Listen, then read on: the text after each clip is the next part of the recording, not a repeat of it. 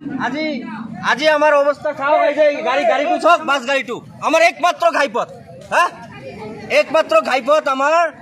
এই ঘাইপথৰ অৱস্থা ইমান দূৰ অৱস্থা। আজি মোৰ ক'বলৈ বিষয় এইটো যে আপোনাক আমাৰ জলেশ্বৰ সমষ্টিৰ ৰাইজে আফতাবুদ্দিন মোল্লা ডাঙৰীয়াক বিধায়ক বনাইছে কাম কাজ কৰাৰ কাৰণে, উন্নয়ন দিয়াৰ কাৰণে, ডেভেলপমেণ্ট দিয়াৰ কাৰণে।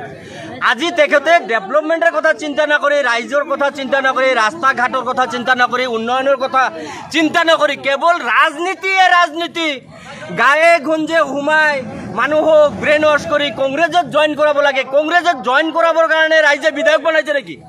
মোৰ প্ৰশ্ন হ'ল, কংগ্ৰেছ দল শক্তিশালী কৰাৰ কাৰণেতো আফতাবুদ্দিন মোল্লাক ৰাইজে বিধায়ক বনোৱা নাই। ৰাইজে বিধায়ক বনাইছে দেশৰ কাম কৰাৰ কাৰণে। গতিকে মোৰ আহ্বান থাকিল আফতাবুদ্দিন মোল্লা ডাঙৰীয়াই এইখন ৰাস্তাৰ কাম অনতোপলে মই কৰিব লাগে। 2021 চেংচন হোৱা কাম আমাৰ লক্ষীপুৰ PWD অফিচত আধাৰশিলা স্থাপন কৰি থৈ গৈছে। 2021 বিধানসভা নিৰ্বাচনৰ আগত বদৰুদ্দিন আজমল ডাঙৰীয়াই তেখেতৰ কামটো আজি এই দুৰৱস্থা কিয়? আজি 3-4 কিলোমিটাৰ ৰাস্তাৰ কাম কোনো ৰকমে কৰিছে, তথাপিও নিম্নমানৰ কমিশন বাজ চলিছে, ৰাজ চলিছে কমিশন বাজৰ। আমাৰ MLA সকলে কমিশনৰ পিছত দৌৰি থাকিলে ৰাস্তাটো হ'বই এনেকা বেয়া।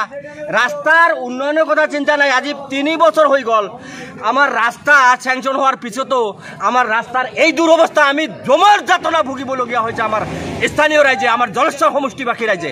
আজি এইটো হাজদোবা তেনেকুৱা ঘটনা, ৰাস্তাৰ অৱস্থা পুখুৰী হৈ সদৃশ আৰু এনেকুৱা অৱস্থা ধুমেৰঘাটত হৈছে, গাইবান্ধাত হৈছে। গোটেই ৰাস্তাটো যেন আমি জমৰ যাতনা ভুগি আছো। আমি যেন গাহৰিৰ ফাৰ্মত আছো নেকি? আমি মানুহ নহয় আচলতে।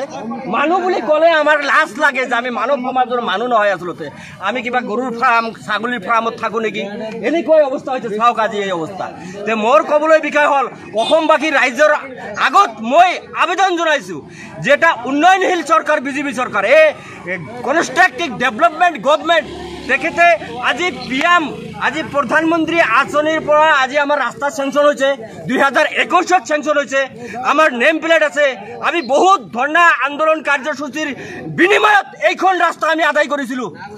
এই লক্ষীপুৰ চালকাটা সংযোগী ৰাস্তাটো একমাত্ৰ ৰাস্তা। সেই ৰাস্তাৰ আজি এনে অৱস্থা, সেই ৰাস্তাত কাম কৰা নহয়। আফতাবুদ্দিন মোল্লা বিধায়ক হৈ তেখেতে কোনো দায়িত্বভাৰ লোৱা নাই। তেখেতে নিমাতী কন্যাৰ ভাও জৰি আছে আৰু আমি ৰাইজে জমৰ যাতনা ভুগিবলগীয়া হৈছে।